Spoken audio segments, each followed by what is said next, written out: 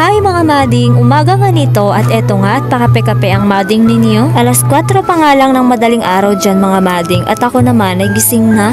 Habang nagkakape nga ako dito mga mading nagsalang naman na ako ng sinaing. Dahil ngayong araw nga mga mading kami naman ay papasok mag-asawa sa trabaho. Isasama ko nga pala mga mading tong aking anak. Dito nga mga mading nakagayak na kami lahat at kami naman ay on the way na sa mga trabaho. Pag ganito nga umaga mga mading marami ka talaga makikita dito sa kalsada dahil halos lahat mga mading maaga nagsisipasok sa trabaho.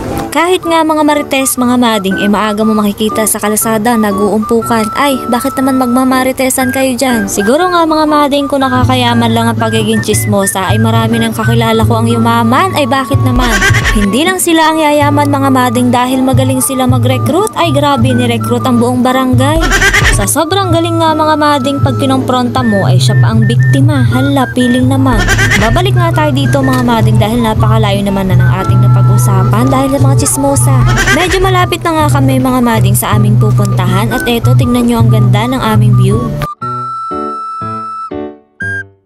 Ito nga pala mga mading ang isa sa pinagmamalaki ng aming barangay, ang ganda ng aming dagat. Hinawi-hawi ko nga lang dito mga mading yung buhok ko dahil mamaya mukha na tong alambre ang hirap ng suklayin. Habang itong anak ko naman mga mading ay busy sa panonood ng kanyang cellphone. Sa mga puntong ito nga mga mading nandito na nga kami sa pinagtatrabahuan ng aking asawa. Bali iniwanan na nga namin siya dyan mga mading dahil malapit naman dito yung pinagtatrabahuan ko. Ganito nga lang pala mga mading ang ginagawa ko pagkatapos ng customer kumain ay iimpisin ko naman yung mga kinainan nila. Sa maghapon nga mga mading na Friday, Saturday to Sunday ay ganito lamang umiikot ang maghapon ko. Literal na umiikot mga mading dahil talaga namang nakakahilo. Hoy, grabe naman. Ibubukod ko nga lang dyan mga mading yung mga pwede nang itapon katulad mo. Ay, hindi ka kasama. Pagkatapos ko nga nyan kunin mga mading ay ilalagay ko naman yan sa lababo at akin naman nang huhugasan. Yan nga lang muna mga mading for today's video. Thank you for watching.